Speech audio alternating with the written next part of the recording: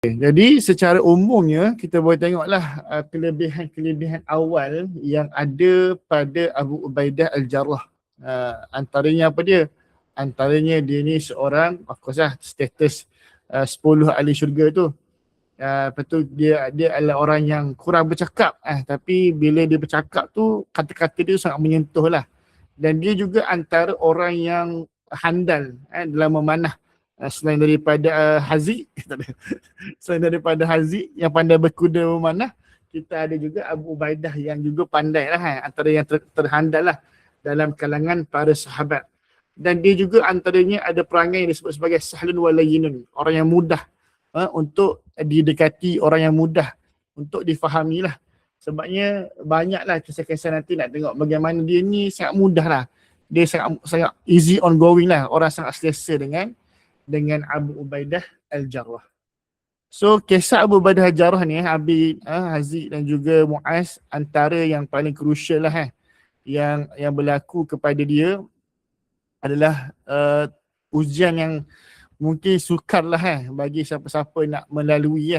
Tapi itulah yang dilalui oleh Abu Ubaidah Al-Jarrah. Bagaimana Abu Ubaidah ni dia sebenarnya nama ayah dia bukan bin Jarrah. Nama ayah dia adalah Abdullah. Nama sebenarnya adalah Abdullah . So kenapakah nama ayah dia, maksudnya dia tidak dibinkan dengan nama ayah dia? Kenapa tak dibinkan dengan ayah dia tapi dibinkan dengan nama dia?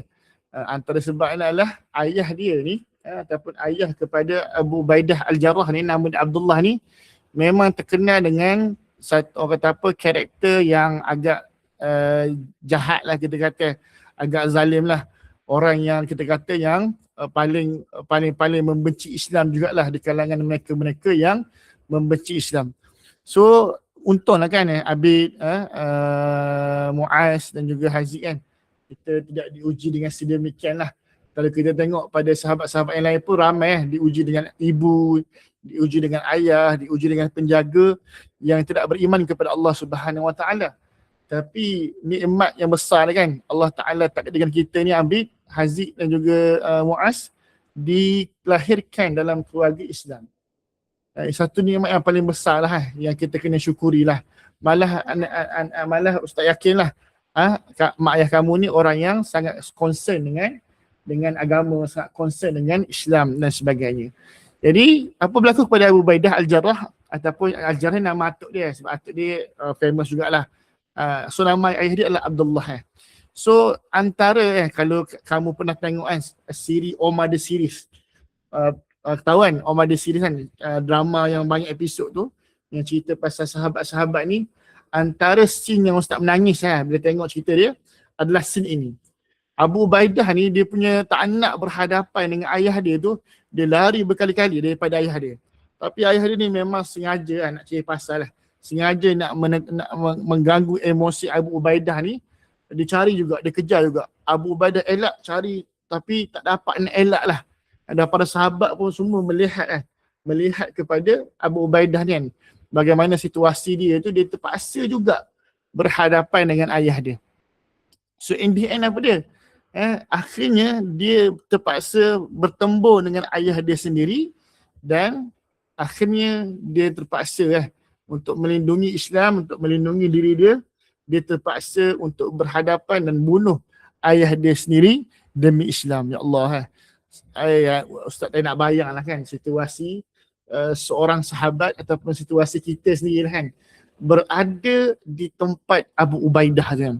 Punyalah nak lari daripada bertembung dengan ayah sendiri, akhirnya bertembung bukan bertembung pandangan Abid bukan bertembung nak makan apa, bukan bertembung sebab plan lain-lain, hala tuju lain-lain, tidak.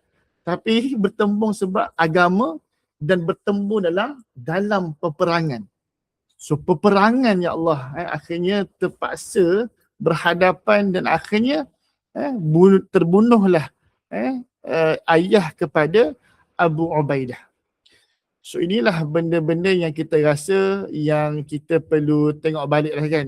Bagaimana nikmatnya kita ini dalam keadaan dilahirkan dalam keluarga yang Islam . Malah disebutkan selepas daripada peristiwa ini turunlah surah Al-Mujadilah ayat yang ke-22.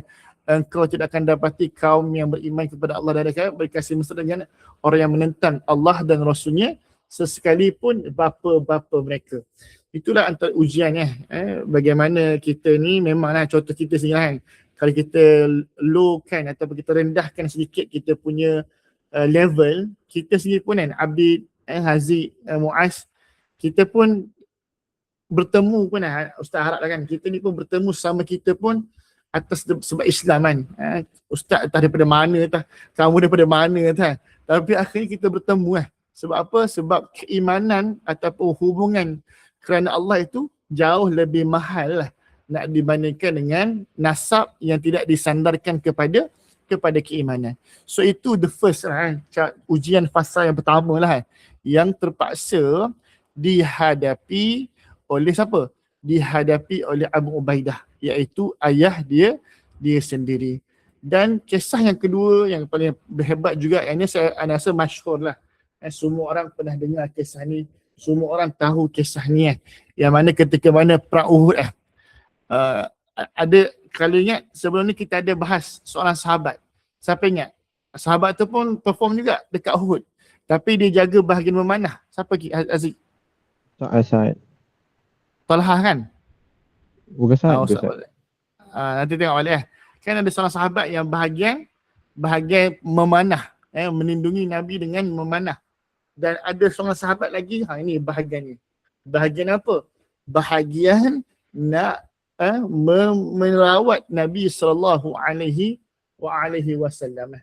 Okey?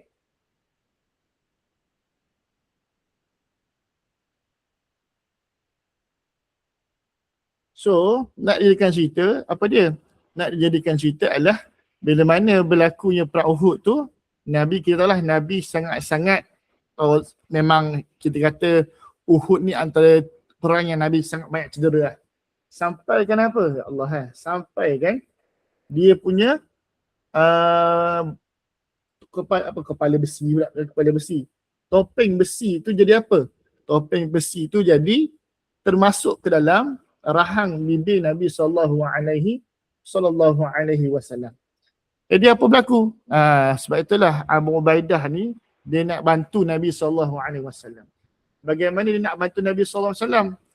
Dengan nak tarik balik cabut balik orang panggil besi tu kan. Topi besi tu ataupun yang Islam panggil mighfar. Maksudnya so dia Abu Bakar bergerak nak cabut ni, tapi dia kata tak payah. Asalnya Abu Bakar nak cabut. Tapi Abu Ubaidah risau, dia risau sakit Nabi. Akhirnya Abu Ubaidah minta izin, biar aku buat lah. So Abu Ubaidah dia tak nak pakai tangan. Tak nak pakai tangan. Sebab apa? Takut Nabi sakit. Ya Allah, betapa kasih dengan sayangnya sahabatnya. Sampaikan tidak mahu tak mahu menyakiti Nabi dalam keadaan macam tu sekali. Dan apa dia buat? Inilah benda yang kita kata, sangat hebat lah pada sahabat ni. Dia guna gigi kan. Rasa semua orang tahu cerita ni Dia nak tarik. Tak tahulah, Ustaz tak nak bayang lah kan macam mana dia nak tarik benda tu. So tarik tu pakai gigi supaya tak kuat sangat sakit tu. So beliau menggigit tu 2 kali gigit. Sebelah ni, sebelah sini. Akhirnya gigitan tersebut telah melukakan ataupun telah buat gigi dia tercabut depan. Gigi dia tercabut depan. Dikatakan hilang 2 gigi. 2 gigi depan hilang. So sebabkan 2 gigi depan hilang, Abu Ubaidah ni bila bercakap lepas tu, bila dia bercakap dia akan macam ni kalau kita cakap tadi gigi depan bunyi macam mana? Macam bunyi angin-angin kan? Bila bunyi bila angin bunyi angin lah kan. So kata kat situ apa? Itulah yang menjadi orang kata apa? Orang kenal Abu Ubaidah. Abu Ubaidah hilang gigi. Kita nak hina lah kan? Tak, Abu Ubaidah hilang gigi bukan sebab apa? Bukan sebab hina ke apa? Tapi Tapi sebab gigi dia patah sebab nak buang topi besi yang ada. So bayangkan kalau kita berada di tempat itu kan, kita mestilah, biasa kita kan, kalau nak tolong orang sekalipun kita akan tolong, tapi kita akan cari jalan yang paling tidak memudaratkan diri kita, betul tak? Tapi para sahabat tak, para sahabat fikir dia nak tolong, biarlah dia sakit asalkan Nabi tak sakit. Itu nak kata beza kita lah kan, di antara sahabat dengan diri kita. So apa lagi yang berlaku ini antara kisah yang berlaku lah bila mana Nabi SAW pada tahun 8 Hijrah, Nabi hantar 300 orang ke arah pantai untuk pintas. Lepas tu ada geng-geng macam Sariyah ni, kita sebut kalau perang yang Nabi join, kita panggil Ghazwah Mu'az. Kalau Sariyah adalah peperangan juga, tetapi peperangan yang Nabi SAW tidak join. So Nabi pernah hantar pada tahun 8 Hijrah, Nabi hantar siapa? Nabi hantar Abu Ubaidah ini bersama dengan 300 lagi ke area pantai. Untuk apa? Untuk memintas kafilah Quraisy. So ada kafilah Quraisy ni yang mungkin bawa harta dia orang ke apa. So dia nak kena pintas dan ambil balik benda tu. So nak dikasih cerita apa dia? Terputus bekalan. Allah. So kisah ni sebenarnya berlaku juga kepada para pejuang kita yang ada di Palestin lah. Sama lah, hampir-hampir sama kisah dia. Apa dia? Kisah kurma ni kan. Bagaimana Abu Ubaidah ni dia mengagih seorang Mu'az seorang, Hazid seorang, Abid seorang satu kurma sahaja untuk hidup lah. Perang ni kan. Ini adalah misi Sariyah, misi perang tapi diberikan kurma sahaja. Pernah tak Mu'az atau siapa-siapa yang hari tu makan kurma sahaja? Paling kurang kalau kita iftar pun ada masjid ataupun paling kurang pun ada nasi lemak ustaz. Paling kurang tapi mereka terpaksa berhadapan dengan kurma sehari. So bila mana kurma habis, ya Allah, habis kurma tu, mereka terpaksa nak cari jalan ni, macam mana nak perang ni kan. Nak terus selesaikan misi Nabi walaupun dalam keadaan yang macam tu. Mereka gugur mereka pukul pokok untuk gugurkan daun-daun yang kering. So mereka ambil daun-daun kering ni, mereka basahkan dan mereka makan daun itu. Tengok So berapa lama mereka macam ni? Lama lah. Akhirnya apa jadi? Nak katanya bila mana Allah Ta'ala ni dia tidak akan mensia-siakan pengorbanan kita. Allah tidak akan mensia-siakan keadaan kita. Yang mana apa dia? Diriwayatkan ada apa orang panggil ni? Ikan apa dia? Ikan paus. Ikan paus Allah Ta'ala mencapatkan seekor ikan gergasi. Dalam Arab disebut Al-Anbar. Al-Anbar ni tak tahulah kan, adakah maksud paus ke apa. Mereka makan daripadanya selama setengah bulan. Boleh makan ikan tu. Ambil minyak, ambil mata, tulang rusuk dan sebagainya. Akhirnya itulah yang Allah Ta'ala rezekikan kepada dia. So Nabi kata apa? Itulah rezeki yang Allah keluarkan untuk kamu. Dekat ada sikit daripadanya bersama kamu untuk diberikan kepada kami. Lalu mereka menghantar sebahagian kepada baginda dan baginda memakannya. So tak kata banyak rezeki tu, malah mereka hantar juga daging-daging ikan paus ni kepada Nabi SAW. So ini nak antara benda yang kita kena faham kan. Memang Allah Ta'ala ni kan, dia bukan dia kata dia nak menguji kita saja-saja, tidak. Memang dunia ni nak Abid, Kimi, Mu'az, memang dunia ni nak menguji kita sejauh mana kita bersandar pada Allah Subhanahu Wa Ta'ala. Allah akan uji kita. Sebab itulah antara ayat yang Allah Ta'ala sebut Al-Fatihah kan, apa? Iyyaka na'budu wa iyyaka nasta'in. Engkau lah tempat yang kami sembah dan kami mohon pertolongan. Nasta'in ni macam kalau kita tengok dalam tafsir para ulama ataupun tadabbur para ulama kan, nasta'in ni bukan pertolongan yang biasa tetapi pertolongan yang datang selepas kita all out bersungguh-sungguh, barulah pertolongan Allah itu akan datang. So kita ni macam mana kan? Sejauh mana kita betul-betul bersandar pada Allah Abi, Kimi, Muaz. Kadang-kadang kita ni bila senang tak bersandar lah kan Muaz Muaz, kita tak bersandar pada Allah kan. Duit masuk banyak tak ada aku dah. Tapi bila tak ada duit barulah kita nak cari Allah Ta'ala kan.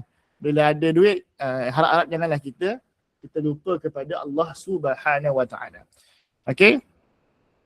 So yang keempat, apa dia lagi ujian dia? Yang keempat ini antaranya adalah yang inilah yang mungkin kita kata menguji kita punya kesungguhan kan, ataupun keikhlasan kita.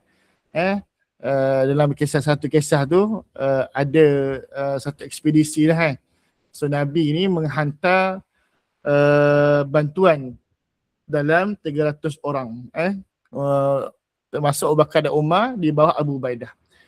Tiba-tiba datanglah kan satu kumpulan yang dibawa ataupun dipimpin Amr bin As. Amr bin As susah sebut. Amr bin As ni dia ni orang yang baru masuk Islam lah kan. Tapi dia pun rasa nak lead lah benda tu . So bila mana bertembung dua tu, apa jadi? Abu Ubaidah ni bila Amr kata akulah pemimpin kan. Kalau kita akan rasa macam berapa bulat jadi pemimpin cerita habis berapa akulah yang paling tinggi, aku presiden apa nama kelab korang tu tak ingat dah. Lupa dah. Aku presiden Messi. Okey. Aku presiden Messi kan.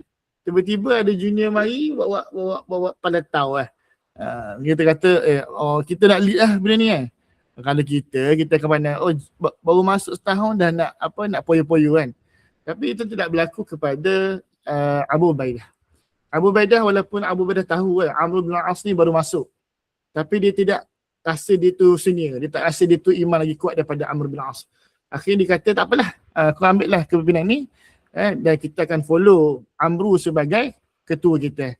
Malah dia bila mana of course lah, antara task bila jadi ketua dalam misi-misi Nabi ni, ya mereka kena mereka kena pimpin misi dan juga pimpin solat sekali. Jadi bila mana Amr bin As memimpin, dia juga memimpin solat, maka apa jadi? Abu Ubaidah pun turut solat di belakang dia tanpa ada apa-apa rasa cemburu. Okey. So ada lagi kisah yang kedua, banyak lagi lah. Kisah yang kedua ni kisah bila mana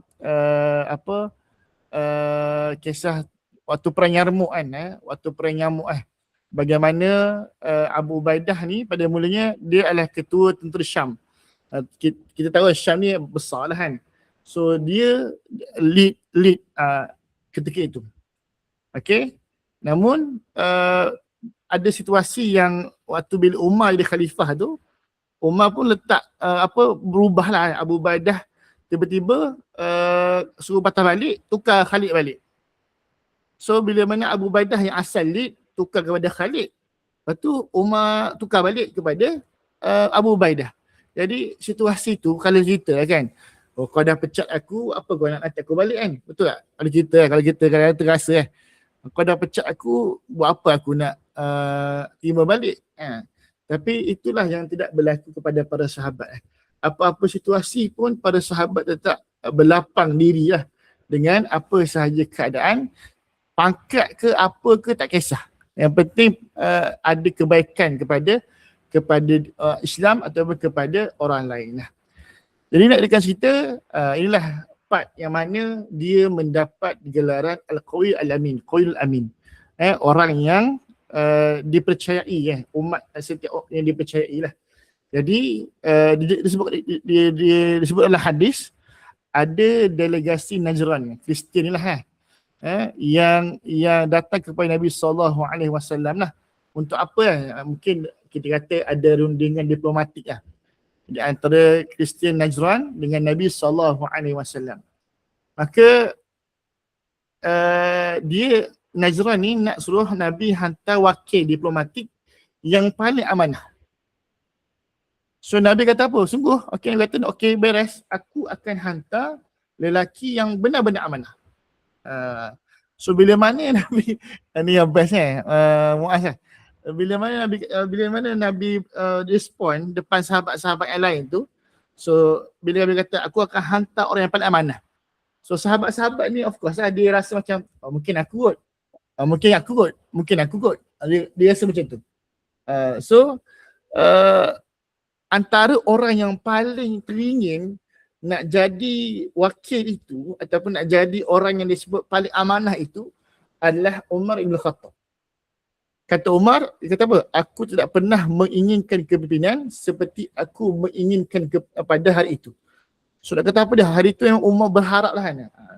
Kalau kita bila kita nak menonjol, kita macam buat keluar sikit muka kan, ataupun kita pandang-pandang sikit, kita tonjol-tonjol sikit So benda tu pun berlaku juga.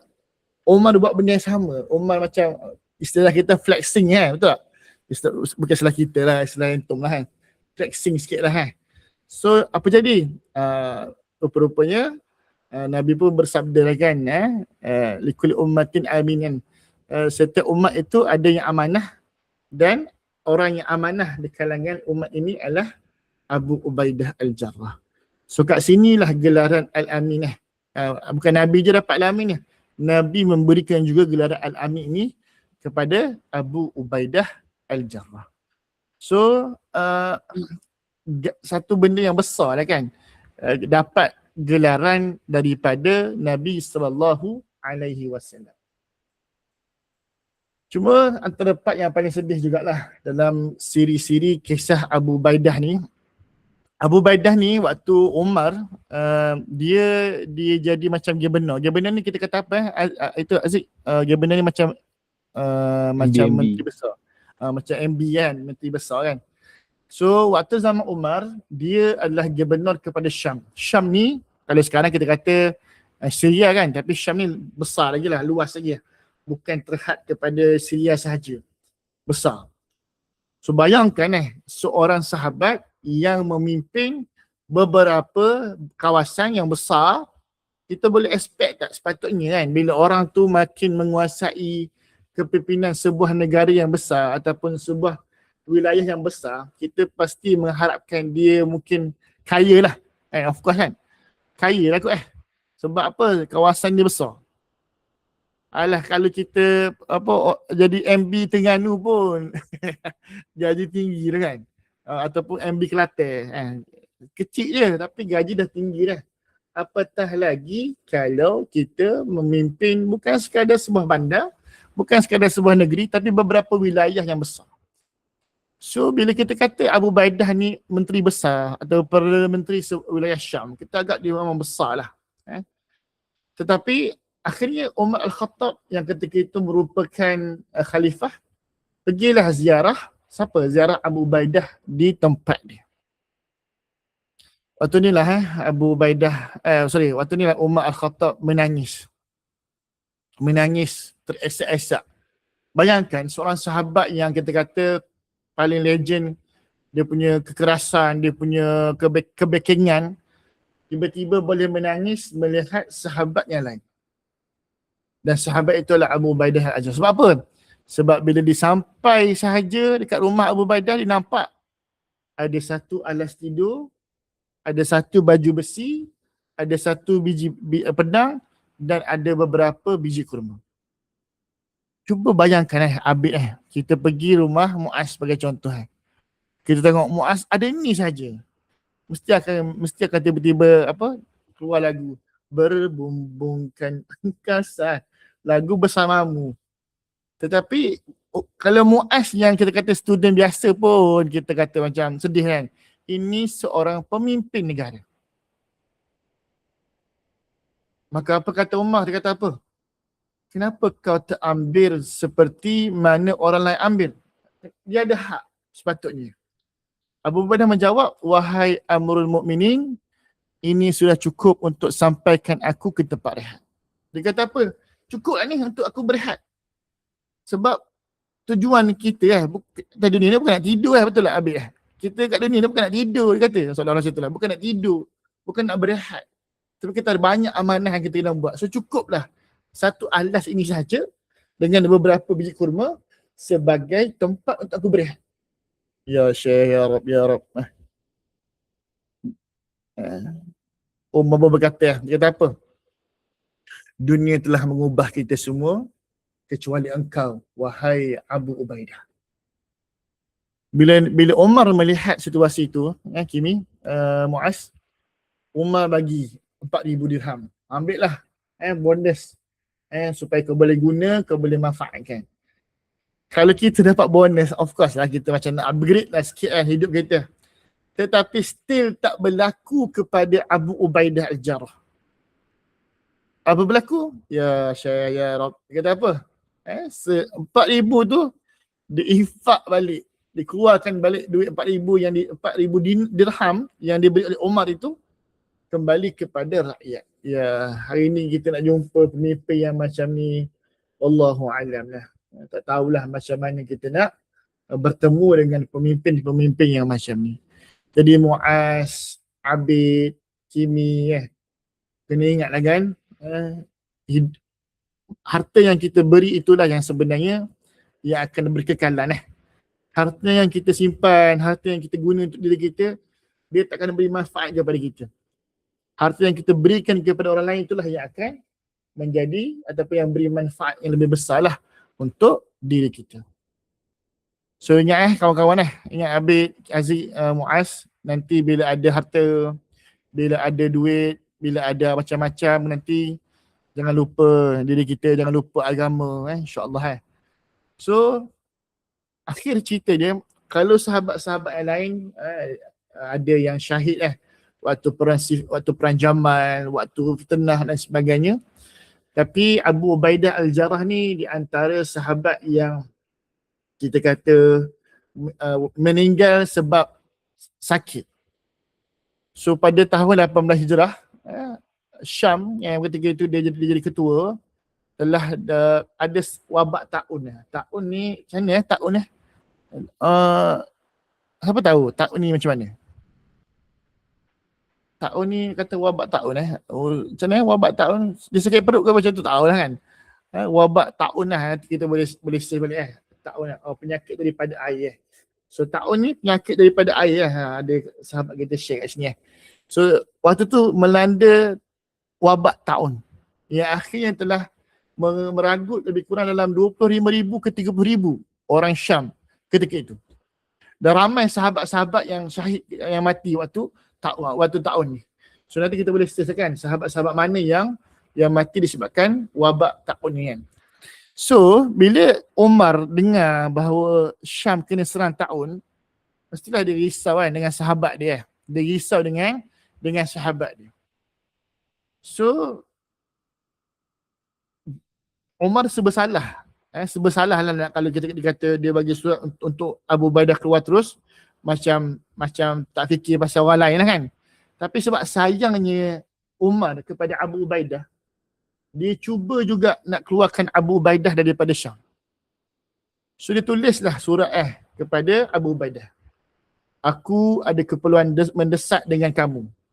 Bila surat ini sampai, janganlah letakkannya sehingga kau berangkat kepadaku. Ini sebenarnya trik lah. Umar sebenarnya tak ada, nak selamatkan dia je. Tak ada apa yang penting pun. Tapi nak selamatkan Abu Ubaidah. Kalau Muaz berada di tempat Abu Ubaidah, kita keluar kan? Betul tak? Kalau anak lah kan? Dah ada alasan ni, kita keluar lah. Sebab apa? Teruk sangat dah tahun ni. Tapi respon Abu Ubaidah sangat dahsyat. Dia kata apa? Wahai Amirul Mukminin, aku tahu apa keperluanmu terhadapku. Sesungguhnya aku berada dalam tentera kaum muslimin dan aku tidak dapatkan diriku untuk meninggalkan mereka. Maka lepaskanlah aku daripada perintahmu dan biarkanlah aku bersama tenteraku. So dia nak kekal ya Allah. Dia nak kekal bersama-sama dengan askar dan juga rakyat-rakyat yang lain. Dan bila manakah surat tu kembali semula kepada Umar, balik semula kepada Umar, Umar buka surat itu dan Umar terus menangis. So orang tengok Umar menangis, kenapa? Adakah Abu Ubaidah dah mati? So orang tanya, Abu Ubaidah dah mati ke? Maka Umar kata tak, belum. Tetapi ia sudah hampir. So Umar ni kita tahulah, Umar ni orang beriman. Dia ada firasat yang besar juga dalam diri dia. So dia boleh tahu lah kan, memang ini adalah surat terakhir lah daripada Abu Ubaidah. So ketika mana dalam keadaan yang havoc macam tu, Abu Ubaidah pun menyampaikan khutbah terakhir dia. Antaranya disebut apa dia? Wahai manusia, wabak ini adalah rahmat Tuhan kamu, doa Nabi kamu, dan kematian orang-orang soleh sebelum kamu. Ya Allah. Tengok Abu Ubaidah ni. Dia masih nak memujuk diri dia dan orang lain supaya merasakan bahawa wabak ini adalah rahmat daripada Allah. Sebab ta'un ni ada sejarah kan. Sejarah umat-umat terdahulu pun pernah mati disebabkan oleh ta'un. Sama lagi, aku wasiatkan kepada kamu satu wasiat. Jika kamu terima, kamu akan sentiasa berada dalam keadaan kebaikan. Apa wasiat dia? Simple je. Dirikanlah salat, tunaikanlah zakat, puasa Ramadan, bersedekah, tunai haji, umrah, saling menasihati dan jangan khianati pemimpin kamu. So akhirnya memanglah pada usia 58 tahun Abu Ubaidah Jarrah meninggal disebabkan oleh penyakit ta'un. Seorang yang menggantikan Abu Ubaidah untuk memimpin Syam ketika itu adalah Mu'az bin Jabal. Allahu Akbar. So antara athar yang famous lah kan. Athar yang famous oleh Umar Al-Khattab kan. Umar pernah tanya kepada sahabat-sahabat dia tengah lepak-lepak tengah usrah dengan sahabat-sahabat ni. Umar tanyalah kepada sahabat-sahabat atau kita macam Umar tanyalah kan. Okey, Muaz, Abid, Kimi cuba kamu berangan tamannau, berangan lah ataupun bercita-cita lah katakan. Apa cita-cita yang kamu nak? Kalau kamu boleh dapat. So ada sahabat kata apa dia? Aku mahu bilik ni dipenuhi dengan emas. Kalau kita penuhi emas tu untuk kita lah kan. Tapi ini sahabat lah, bukan kita lah. Sahabat yang power lah. Untuk apa? Untuk aku infakkan semuanya kepada orang. So dia nak emas bukan untuk diri dia, tapi untuk infakkan kepada semua orang. So dia kata apa? Tak, aku nak permata dan mutiara untuk aku bagi kepada orang lain. So itu respon beberapa sahabat. Sahabat-sahabat nak emas, nak harta dan sebagainya. Maka sahabat tanya balik. Okay Umar, kalau engkau, apakah wish ataupun tamanna ataupun apa impian kau? Kau nak bilik ni dipenuhi oleh apa?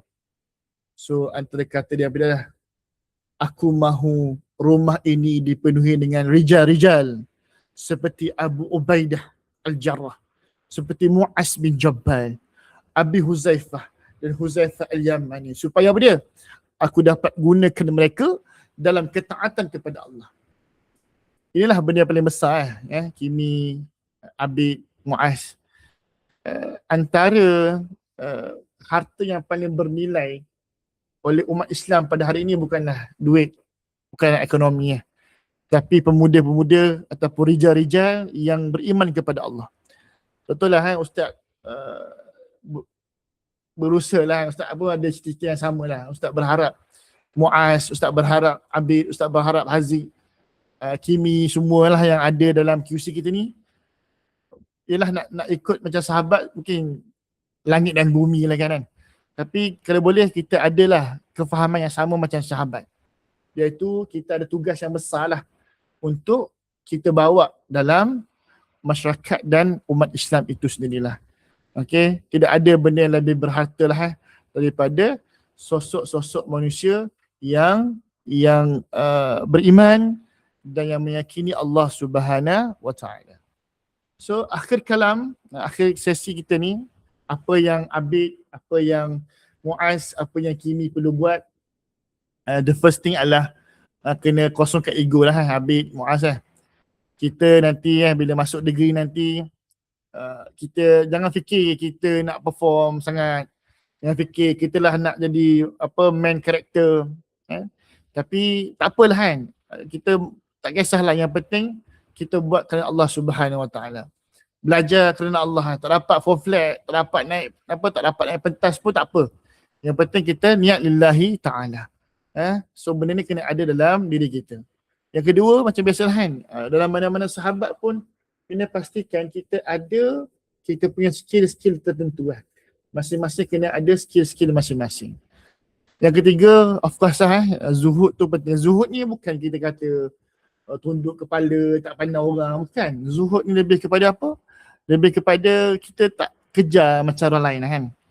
Kita keimanan ataupun apa yang ada di sisi Allah itu jauh lebih kita kata apa, hargailah nak dibandingkan dengan apa yang ada. Dan akhirnya kekallah setia. Setia pada siapa? Setia pada agama, setia pada umat ini. Contoh sekarang kan musim isu Palestin mungkin dah kekeringan, dah tak ada orang dengar. Tapi jadilah pemuda-pemuda yang masih sustain boycott, masih doa kalau Abid, Muaz, Kimi jadi imam. Jangan lupa kunut nazilah dan sebagainya. Sebab rakyat di Palestin masih lagi memerlukan doa-doa kita semua insya-Allah. So itulah yang Ustaz boleh kongsikan untuk malam ni lah berkaitan dengan Abu Ubaidah Al-Jarrah. So banyaklah kan pengajaran ataupun benda-benda yang kita boleh dapatkan daripada semua sahabat-sahabat yang ada. Cumanya bergantung kepada kita lah macam mana kita nak hargai kisah-kisah ini, bagaimana kita nak praktikkan kisah-kisah ini kepada hidup kita insya-Allah. Jadi terima kasih kepada Muaz, Abid, Kimi sudi luangkan masa sekejap pada malam ni untuk